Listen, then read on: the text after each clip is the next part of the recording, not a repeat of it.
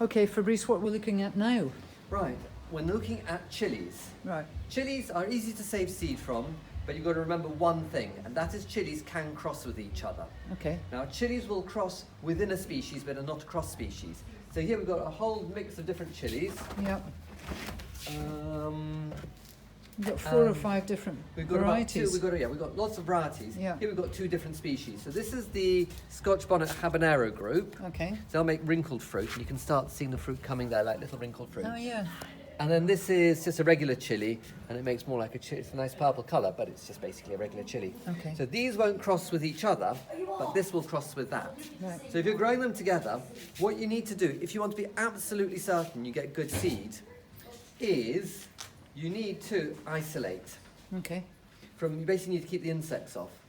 So let's find a branch. And we've got a nice branch here. Now this branch has got a chili flower which is already opened. So you want to pinch that off. Yeah. Maybe pinch off some of the leaves. Yeah. And then put a little bag on. These bags I got like 50 for a few quid off Amazon. Yeah. They're like wedding gift bags. You Yeah, get them in they are, different yeah. sizes. Yeah. And yay, no insects can come in there. So what's going to happen That's what is... you're trying to stop. That's what we're Insects trying to coming stop. in and cross-pollinating. Yeah. So we've got some little flowers there. They'll open up, and then once they've set, so set means they're starting to make a little chili like that, you can take the bag off, but maybe put a ribbon or a piece of string around each individual chili that you know has self-pollinated in the bag. Yeah. Chili's really good at self-pollinating, so it shouldn't be a problem. You may want to shake them every once in a while just to make sure that they've self-pollinated. Okay.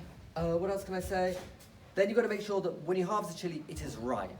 This will take maybe 2 to 3 months Okay. from when the flower opens. Right. So You're we're now looking at the beginning end of August. October. We're looking at the end of October.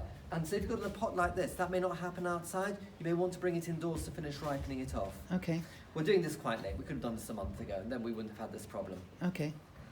So that's basically... Oh, the other thing is, make sure you're doing it from healthy chili plants. The chili plants have got distorted leaves or mottled leaves or stunted.